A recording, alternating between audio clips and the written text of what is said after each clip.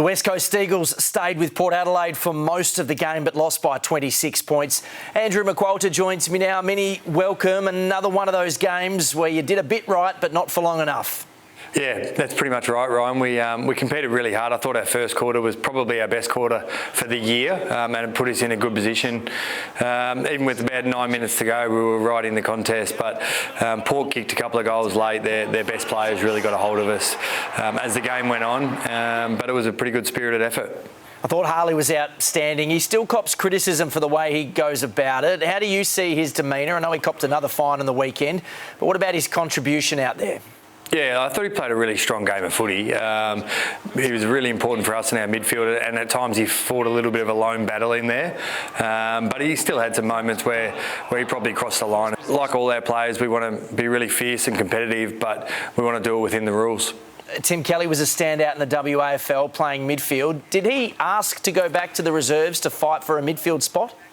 So Tim and I had a conversation last week just about his form, and we just agreed together that it would be beneficial to go back to the waffle and build up his game again. So played through the midfield in trying conditions, but yeah, he played above the level there and had a good game.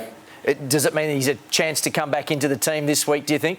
Yeah, he's a chance for sure. We've clearly got an inexperienced midfield at the moment, and Tim's played a lot of football through that area of the ground. So we'll have a look at it as the week goes on and once we see the games on tape and make our decisions later in the week.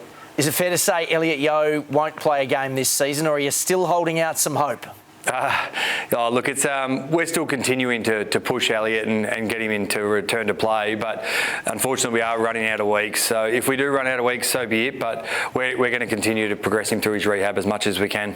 Jack Graham has been suspended by the AFL for using a homophobic slur. Now, he self-reported it to the club. What was your reaction when he informed you? Yeah, so we were all surprised and disappointed that it happened. Out of character for Jack, but a mistake that he made, and he owned his mistake, and he'll cop the punishment that comes with it. You have known Jack for a really long time. You spent a lot of time at Richmond together. Did it shock you? Yeah, it did. It's out of character for Jack, as I mentioned, but as the person he is, he owned his mistake and will wear the punishment. He's missing 4 games, but what else will he do from here to make sure this A doesn't happen again, and B, he uses it to help educate others?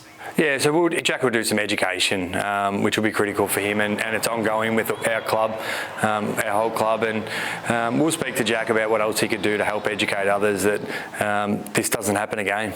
Do you think 4 games is the right number for the suspension? Yeah, so we and Jack, we all agreed on the suspension that's been handed down. Okay, well, you're playing Richmond on Saturday night, Jack's old team, and Liam Baker's too, Optus Stadium. Minnie, good luck. Thanks, Ryan.